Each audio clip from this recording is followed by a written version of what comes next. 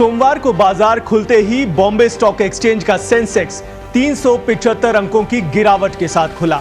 माना जा रहा था कि अमेरिकी स्टॉक सेलर फर्म हिंडनबर्ग की नई रिपोर्ट का असर बाजार पर पड़ेगा, लेकिन कुछ ही घंटों में बाजार ने इस गिरावट से उबरते हुए जबरदस्त रिकवरी की।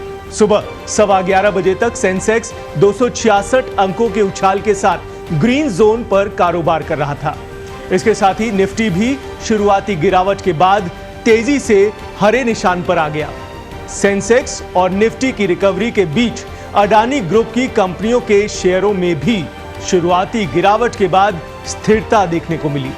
अडानी एंटरप्राइजेज का शेयर शुरुआती कारोबार में 5% तक गिर गया था, लेकिन बाद में 1.25% की मामूली गिरावट के साथ 3,147 रुपए पर ट्रेड कर रहा था।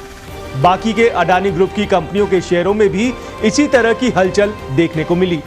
मार्केट एक्सपर्ट्स पहले से ही अनुमान लगा रहे थे कि हिंडनबर्ग की इस नई रिपोर्ट का बाजार पर ज्यादा फर्क नहीं पड़ेगा। उनका कहना है कि सेबी पर आई इस रिपोर्ट का उद्देश्य सिर्फ और सिर्फ भ्रम फैलाना है।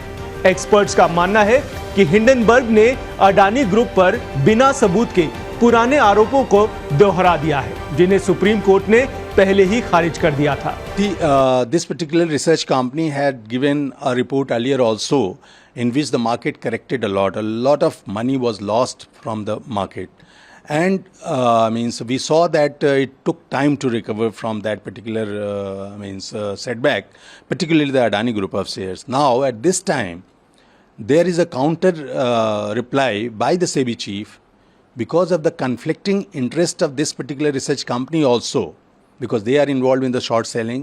So the market is not going to react in the way it was reacted earlier, particularly when our market conditions are very strong, our fundamentals are strong, our GDP growth are very good, our revenue collection, GST collections are very good. It was expected there will be bigger crash, but market has not fallen so much as expected because of Hindenburg allegations part 2 on SEBI chief and Adani. So, but what I think, Hindenburg part 1 has been given clean sheet by Supreme Court of India.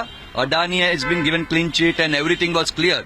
So, SEBI has given so-cause notice to Hindenburg for allegation violations in India.